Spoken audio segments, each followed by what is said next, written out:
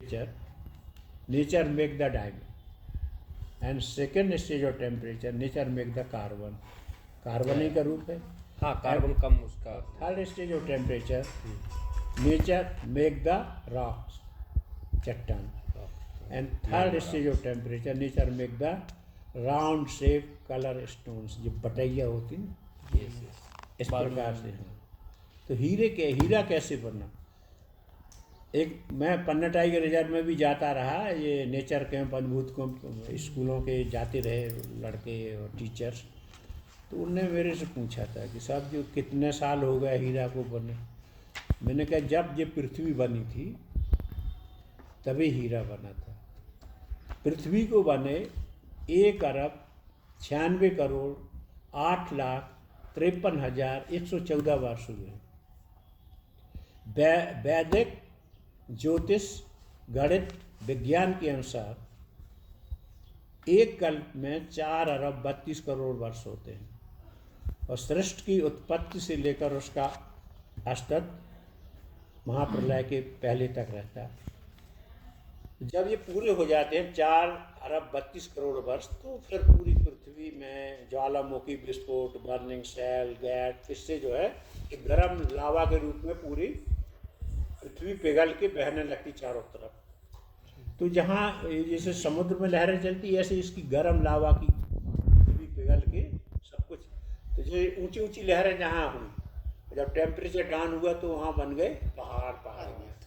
जहाँ प्लेन लहरें चलती रही वहाँ समतल मैदान हुए. और जहाँ ये ज्वालामुखी विस्फोट, वाल्केनो ब्लास्ट हुआ, वहाँ की मिट्टी हट गई, वो बन गए सेहे. हाई टेम्परेचर का सबसे बड़ा नमूना अपने यहाँ जो प्रमाण है ये सेहे. 18 गॉर्ज प्लेसेस, आई मीन सेहा, running between the Panna tiger reserve. somebody running with core area, somebody running with wildlife sanctuary area, and somebody running with buffer zone area.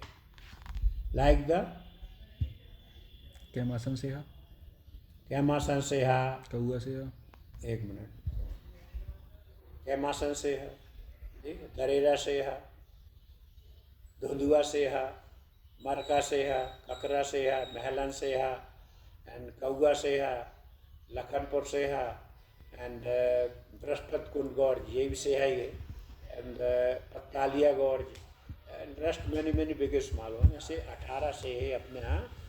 और पृथ्वी के जिस भूभाग में हाई टू हाई टेम्परेचर है वहाँ पर हीरा बना. कैसे बना हीरा? Burning gases, burning cells, heat, इन तीनों के बीच में जो है केमिकल एक्शन हुआ, रासायनिक क्रिया हुई, और इसमें विशेष प्रकार के क्रिस्टल बनने लगे. जैसे कि पानी बरसता तो बुलबुले बनते हैं, फूटते हैं, बनते फूटते हैं, जैसे मेक ब्रेक होते रहे. और जब थोड़ा सा टेम्परेचर डाउन हुआ तो इन क्रिस्टलों में हार्डनेस आना शुरू हो गई. और टेम्परेचर लो हुआ तो इनमें और हार्ड हो गए. और इनका कलर जो उसी के अनुरूप, जैसे burning gases, burning cell, heat, lava, उसी के, कोई हरा, कोई काला, कोई सफ़ेद, इस तरह. और जब वो पेस्ट के रूप में जमने लगा ये पूरा लावा, मतलब चट्टानों के रूप में, तो वो क्रिस्टल उनमें समाते चले गए. लाखों वर्षों तक ये हीट और प्रेशर में दबे रहे. जो ऊपर निकल गया वो हो गया कच्चा हीरा, और जो उसमें दबा प्रेशर, हीट और प्रेशर में, वो हो गया पक्का हीरा. इस प्रकार से ये डायमंड का नेचर ने बनाया. How make the diamond by the nature, ऐसे प्रकृति ने हीरा बनाया है.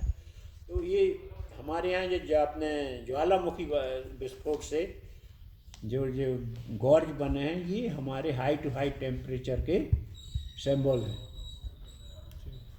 ऐसे हीरा बना है पन्ना में. कोई घोड़ा वोड़ा दौड़ के नहीं है.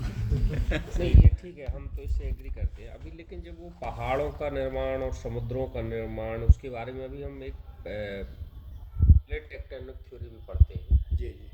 तो उसका क्या लॉजिक है, और ये जो अभी आपने बताया उसके निर्माण में, उसके क्या लॉजिक में, साइंटिफिक मीनिंग में कौन सा क्लियर है? मैं तो इसी को मानता हूँ कि जो जब उसका ड्यू हो जाएगा पूरा, जैसे 4,32,00,00,000 वर्ष हो गया, ठीक है, उसके बाद ऑटोमेटिक एक वो होता है क्योंकि पृथ्वी क्या है, एक चट्टान और उसका है पूरा वो, और 40-50 फीट की मोटी परत ये उसकी धूल की वो बना हुआ है, गोल है तो सब। तो अपन लोग कहते हैं यार ये इस हैंड पंप पे पानी निकला, वो में बोर करते पानी नहीं निकला, तो अपन लोगों ने पानी खींच लिया है। अब वो अंडरग्राउंड नलका है पानी की जो बहती थी, उसमें अपना पाइप चला गया बोर का, तो पानी आने लगा। हाँ। और जब वो वहाँ पानी नहीं बचा तो ड्राई वहाँ उस जगह क्या हो गया, गैस होने ले लिए। और जब वो गैस इतनी ज़्यादा बढ़ते भरते भरते इतना पावर में हो गई, हीटेड हो गई, तो उनमें जो आग लगी, ब्लास्ट हुई। ब्लास्ट होने के बाद वो ज्वालामुखी के रूप में विस्फोट है। और जब जी ज़्यादा से ज़्यादा अपन लोग उसी चल रहे उसी लाइन पे, धीरे धीरे अपन पानी को बाहर निकाल रहे, अंडरग्राउंड स्रोत ख़त्म कर रहे, तो उस जगह गैसें भर रही हैं। अभी अपने यहाँ पन्ना में ये गुनौर के पास झुमटा, वहाँ पे जो ट्यूबवेल की बोर की खुदाई हुई थी, उस पे अभी गैसेस और ये फायर वगैरह बाहर आ रही थी कंटिन्यूली। तो क्या इसका वो सेम लॉजिक है? बिल्कुल सेम लॉजिक है, वही है। अब वहाँ गैस ज्वलनशील गैस बन गई होगी जहाँ पर वो पाइप गया है, तो जो वहाँ पानी नहीं है तो फिर वही निकलेगी ना, चाहे आग के रूप में निकले। नहीं, वो ट्यूबवेल तो पहले थे, पानी वहाँ पे था पहले उनमें, लेकिन आफ्टर दैट जैसे मान लो ड्राई रहे होंगे या जो भी, तो जो अभी आप बात कर रहे हैं जिस लॉजिक पे, तो वहाँ पे गैसेस वगैरह उस पे बाहर आने लगी, आग, मीथेन वगैरह। वहाँ वो खाली हो गई होगी पानी की जगह। जब पानी की जगह खाली हो गई तो गैस अपने इतनी बारीक होती है वो तो कवर कर लेगी, और वो उसने कवर किया। वो कंटिन्यूसली काफ़ी बहुत टाइम समय तक 3-4 महीने उसको कूलिंग सिस्टम मिलता ही नहीं है फिर।